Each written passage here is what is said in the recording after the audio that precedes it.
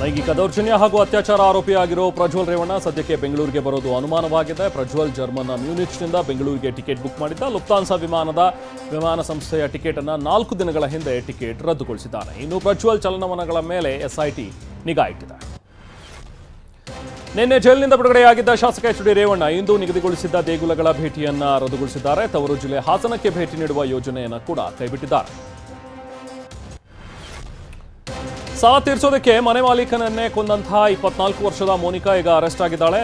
ಇದೇ ಮೇ 10ನೇ ತಾರೀಕಂದು ಕೆಂಗೇರಿ ಠಾಣಾ ವ್ಯಾಪ್ತಿಯ ಕೋನಸಂದ್ರದಲ್ಲಿ ಘಟನೆ ನಡೆದಿತ್ತು. ಬಾಡಿಗೆಗೆ ಮನೆ ಕೊಟ್ಟ ಮಾಲಕಿ ದಿವ್ಯಾ ದಾರುಣವಾಗಿ ಹತ್ಯೆಯಾಗಿದ್ಲು. ಕೋಲಾರ ಮೂಲದ ಮೋನಿಕಾ ಒಂದೊಂದು ಡಾಟಾ ಎಂಟ್ರಿ ಕೆಲಸ ಮಾಡ್ತಾ ಇದ್ಲು. 3 ತಿಂಗಳ ಹಿಂದಷ್ಟೇ ಬಾಡಿಗೆಗೆ ಬಂದಿದ್ದು. ಪ್ರಿಯಕರನನ್ನ ಗಂಡ ಅಂತ ಹೇಳಿ ಬಾಡಿಗೆಗೆ ಮನೆ ಗಿಟ್ಟಿಸಿಕೊಂಡಿದ್ದು. ಪ್ರಿಯಕರನಿಗೆ ಟಾಟಾ ಏಸ್ ವಾಹನ ಖರೀದಿ ಮಾಡೋದಕ್ಕೆ ಮನೆ ಮಾಲಕಿ ದಿವ್ಯಾ ಮೇಲಿದ್ದಂತಹ ಚಿನ್ನದ ಒಡ ಮೇಲೆ ಈಕೆಗೆ ಕಣ್ಣು ಬಿದ್ದಿತ್ತು. ಹಾಗಾಗಿ ಈಕೆ ಕೊಲೆ ಮಾಡಿದ್ದಾಳೆ. ಮೃತ ದಿವ್ಯಾ ಪತಿ ಗುರುಮೂರ್ತಿ ಕೆಂಗೇರಿ ಉಪನಗರದ ಶಿವನಪಾಳ್ಯದಲ್ಲಿ ಸಲೂನ್ ಶಾಪ್ ನಡೆಸ್ತಾ ಇದ್ರು. ಇನ್ನು ದಿವ್ಯಾ ಅತ್ತೆ ಮಾವ ಕೂಡ ಕೆಲಸಕ್ಕೆ ಹೋಗ್ತಾ ಇದ್ರು. ಮನೆಯಲ್ಲಿ 2 ವರ್ಷದ ಮಗು ಮಾತ್ರ ಇತ್ತು. ಅದರ ಜೊತೆ ದಿವ್ಯಾ ಕೂಡ ಇದ್ಲು.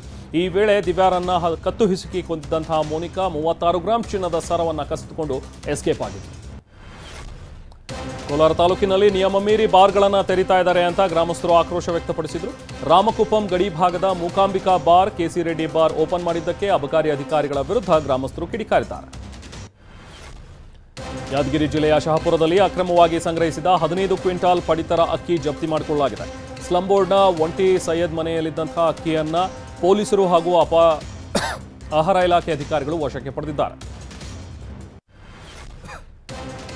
ಇನ್ನು ಕಲಬುರಗಿ ತಾಲೂಕಿನ ಆಲಗೂಡ ಗ್ರಾಮದಲ್ಲಿ ಶಾರ್ಟ್ ಸರ್ಕ್ಯೂಟ್ನಿಂದಾಗಿ ಮನೆ ಬೆಂಕಿಗೆ ಆಹುತಿಯಾಗಿದೆ.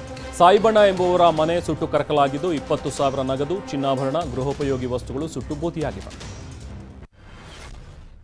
ಬೆಂಗಳೂರಿನ ಹೆಸರುಘಟ್ಟ ಕೆರೆ ಸ್ವಚ್ಛಗೊಳಿಸಲು ರೈತ ಸಂಘ ಮತ್ತು ಹಸಿರು ಸೇನೆ ಮುಂದಾಗಿದೆ. ಯಲಹಂಕ ರೈತ ಸಂಘದ ಅಧ್ಯಕ್ಷ ನಂಜುಂಡಪ್ಪ ನೇತೃತ್ವದಲ್ಲಿ ಸ್ವಚ್ಛತಾ ಕಾರ್ಯ ನಡೆದಿದ್ದು ಪ್ಲಾಸ್ಟಿಕ್ ಬಾಟಲ್ ಸೇರಿ ತ್ಯಾಜ್ಯ ವಸ್ತುಗಳನ್ನು ಸಂಗ್ರಹಿಸಲಾಗುತ್ತಿದೆ. ದಕ್ಷಿಣ ಕಾಶಿ ನಂಜನಗೂಡು ಶ್ರೀಕಂಠೇಶ್ವರನ ಮತ್ತೆ ಕೋಟಿ ಒಡೆಯನಾಗಿದ್ದಾನೆ.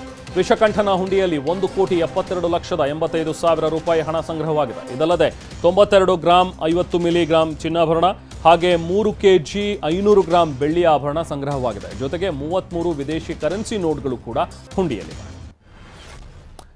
ಜಾರ್ಖಂಡ್ ಮಹಾರಾಷ್ಟ್ರದಲ್ಲಿ ಇಂದು ಪ್ರಧಾನಿ ಮೋದಿ ರ್ಯಾಲಿ ನಡೆಸಿದ್ದಾರೆ. ಜಾರ್ಖಂಡ್ನ ಕೊಡಾರ್ಮಾ ಗಿರಿದಿಹ್ನಲ್ಲಿ ರೋಡ್ ಶೋ ನಡೆಸಿರುವ ಮೋದಿ ಬಳಿಕ ಮಹಾರಾಷ್ಟ್ರದತ್ತ ಹೊರಟಿದ್ದಾರೆ. ಇಂದು ಮಧ್ಯಾಹ್ನ 3 ಗಂಟೆಗೆ ಮಹಾರಾಷ್ಟ್ರದ ದಿಂಧೋರಿ ಮತ್ತು ನಾಸಿಕ್ನಲ್ಲಿ ಪ್ರಧಾನಿ ಮತಶಿಕಾರಿ ನಡೆಸಲಿದ್ದಾರೆ.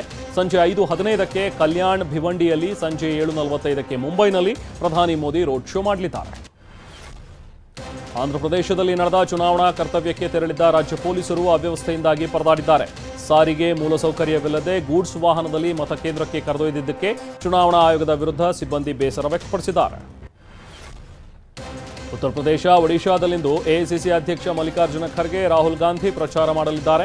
ಒಡಿಶಾದ ಬೋಲಂಗೀರ್ನಲ್ಲಿ ರಾಹುಲ್ ಮತಯಾಚನೆ ಮಾಡಿದರೆ ಮಧ್ಯಾಹ್ನ 1:30ಕ್ಕೆ ರಾಯಬರೇಲಿಯಲ್ಲಿ ಖರ್ಗೆ ಸಾರ್ವಜನಿಕ ಸಭೆ ನಡೆಸಲಿದ್ದಾರೆ.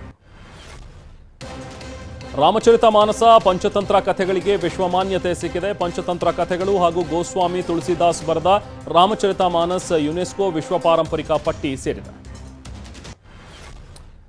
ಐಪಿಎಲ್ ಟೂರ್ನಿಯಲ್ಲಿ ಇಂದು ರಾಜಸ್ಥಾನ ಮತ್ತು ಪಂಜಾಬ್ ತಂಡಗಳು ಸೆಣಸಾಟ ನಡೆಸಲಿವೆ. ಪಂಜಾಬ್ ತಂಡ ಈಗಾಗಲೇ ಟೂರ್ನಿಯಿಂದ ಎಲಿಮಿನೇಟ್ ಆಗಿದೆ. ಇನ್ನು ರಾಜಸ್ಥಾನ ತಂಡ ಈಗಾಗಲೇ ಪ್ಲೇ ಆಫ್ ಪ್ರವೇಶಿಸಿದೆ. ರಾಜಸ್ಥಾನ ತಂಡದ ನಾಯಕ ಸಂಜು ಸ್ಯಾಮ್ಸನ್ ಪೇಂಟಿಂಗ್ ಬಿಡಿಸಿರುವಂತಹ ಚಿತ್ರ ಸೋಷಿಯಲ್ ಮೀಡಿಯಾದಲ್ಲಿ ಸಖತ್ ವೈರಲ್ ಆಗ್ತಾ ಇದೆ. ಕಲಾವಿದ ಸುಜಿತ್ ಈ ಮನಮೋಹಕ ದೃಶ್ಯ ಬಿಡಿಸಿದ್ದಾರೆ. ಕೇರಳದಲ್ಲಿ ರೆಡಿಯಾಗಿರುವ ಈ ಚಿತ್ರದ ಡ್ರೋನ್ ಸೀನ್ ಅದ್ಭುತವಾಗಿದೆ.